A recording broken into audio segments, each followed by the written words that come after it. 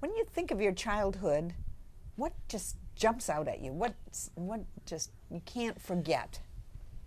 Well, what really jumps out at me is the breaks that I got that most people don't get. I had a wonderful life. Me and my wife had a wonderful life. I died right today. I had a good life. You're fulfilled. I had a good life. That's right. And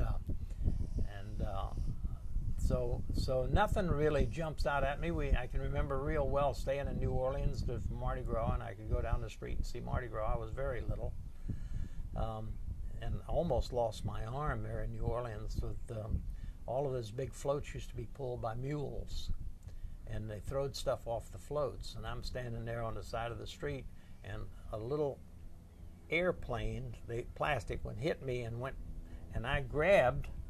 But I was right in front of an iron wheel that was that big around, and I got my arm out just before that wheel, and a policeman happened to be standing there and looked, and he almost had a heart attack. And thank God I got my arm. You are lucky. I would have been a different person right. had I have lost my arm right there, and I could have really. Yep. That's a memorable moment that was very scary. Mm-hmm. We stayed at 820 South Claiborne Street, is right where the big sign is for the Dome now, and it was a metal junkyard behind the trailer park, and it was behind a gas station. 820 South Claiborne Street had stuck in my mind. And did you do medicine shows there? No. Oh, okay. No, you were just traveling. It was the heart of winter. That was the center of winter. And and sometimes we did show through the winter, but that would become to take a month off or something, And I went to Magnolia. The telephone number was Magnolia 8033 at that gas station. You can still remember. I went to McDonough 11 School, and that was the last school I ever went to, and that was in 1946. So you were 12 years old. I was born in 34. Yeah, about 12 years old. And the school was, I don't know, there were a little different people than the people along the coast in North Carolina. They were a little bit different people. I liked it better in North Carolina, truthfully. Would you talk a little bit about the medicine show? You talked about selling the medicines. I think in some cases you sold them right off the back of the trailer, right? Right. But then you had animals too. Well, Daddy got animals, and that was a show that he charged to see, and that's when they kind of evolved from medicine shows into the animal shows. And the early animals that you had, talk a little bit about them. Were they birds and well, actually, a Doc goat or Etling, he whatever? was with us for a number of years. That's the man that raised my father, that took him out of the Virginia mountains. He had a bird act. He trained doves, and he'd turn them loose on a little table there about, I don't know, 6 feet by 4 feet or so, and they would do all kinds of things. They'd get on the little turning thing, and they'd walk up a ladder, and like a little they'd wheel do all and kinds of so on. things. They'd do all kinds of things, and then he would turn. He'd make one fly off, and he'd fly around the crowd and come back, and then he'd put them in a box and he'd feed them, and but that was just I was an outside free act kind of, and the outside free acts then consisted of my father doing juggling act, balancing acts, and the dummy, Sambo, Little Black Sambo. My mother did things on the chalkboard. Her arts. And actually, she'd tear a piece. Actually, it was a piece of paper that she tore off each time and would give to the audience. And then we had free movies. We had a screen out there, and most of the movies was like newsreels, 15 minutes long. So if we put a show on inside and showed some animals, then they'd go out and see a free show. Then we'd sell some candy, and in the candy there was prize, a ticket calling for prizes was hanging up. If all the candy was sold, all the prizes would be gone. And then they'd have another show, and then when he got the chimp, the way the wrestling and boxing started, when he got the chimp, he was showing Snooky, and Snooky would get to where he didn't want to go in that little box in the corner of the truck over there, so he could show another animal. So somebody in the audience said, "Hey, you want me to help you put that monkey in that box?" Daddy said, "Yeah, if you think you can put him in there, yeah, it'll be all right." So so the guy comes in, and it becomes a wrestling match. He's trying to get this monkey in this box, you know. Actually, it's a chimpanzee. I shouldn't call them monkeys.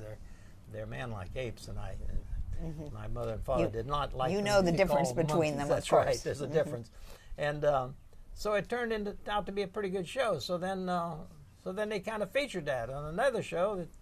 Do you think you can put the monkey in a box? So yeah, okay. So then it turned out to be a pretty good show. So then Snooky, if he didn't want to do anything, he'd go in the box.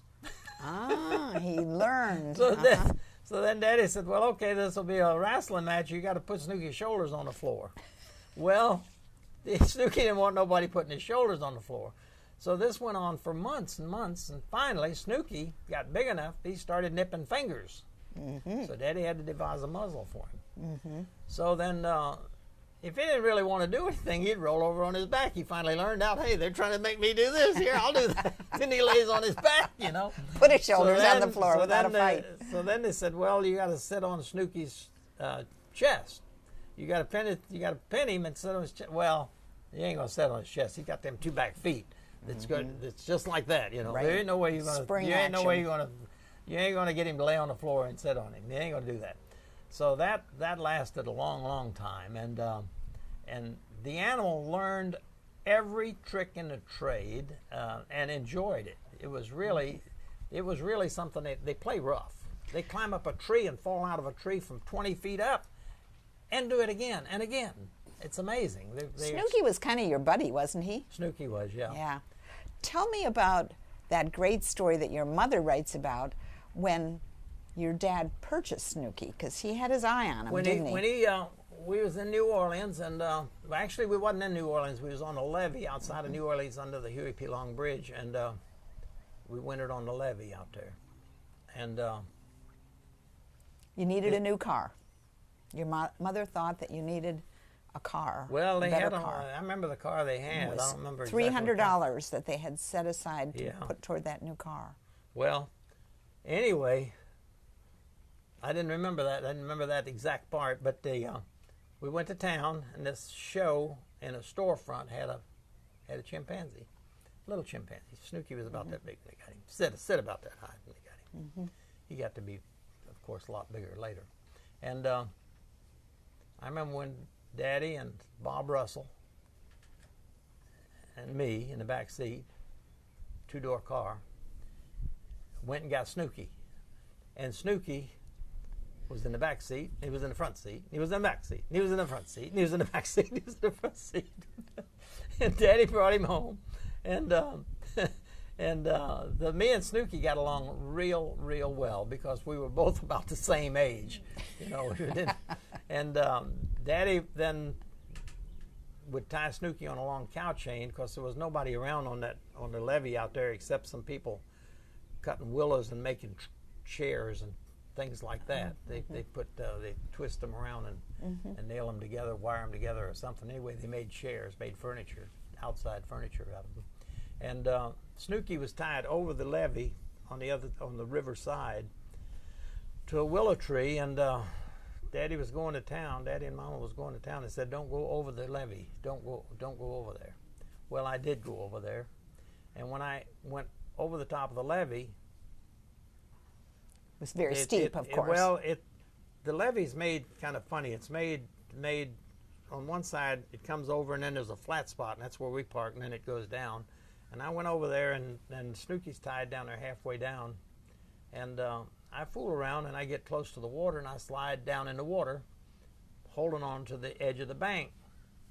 And Snooky was tied with the cow chain, and Snooky saw that I was in a little distress, so he's got the cow chain to hold on to, so he comes down and he gives me his foot, and I grabbed his foot, and Snooky pulled me up a little bit of the bank there to get me out of that mud, you know. And I remember it real well, but I didn't tell anybody because I wasn't supposed to be over there, so I didn't tell anybody for like maybe 10 years. I don't know, long time. It sounds like Snooky might have saved your life. Well, it could be, yeah. If I was, I don't know what would have happened. I really don't know what would have happened. It didn't last long. I mean, I went over there and slipped, and Snooky saved me. Yep, that's right. And Any other remembrances of Snooky or any of the other animals when you were a kid? Lots of memories of Snooky. Lots of memories of Snooky. Daddy had a truck that he drove a little Crosley up into. He'd take the end of the cage off and put the animals in smaller cages and pulled a little Crosley up because they didn't have the driver. Mom and Daddy both drove. I wasn't old enough. So the little Crosley was a convertible. So Snooky went everywhere with Daddy and Mama. And in a cage? No. Oh, sitting No. in the No. in the Usually had a leash, you know, usually. collar and leash. And he wore clothes. And he's in the Crosley, and he starts, oh God, got to get the pot. He had a little pot, see? Well, he had to go. So they got the car stopped, they got his pants down, they put him on the pot, and he'd been outside playing in the pebbles, and he swallowed a little pebble. One little pebble came out, bing! And he sat there and he looked kind of sheepish, you know, and that was it. All of the carrying on that we done to take care of this little pebble, you know.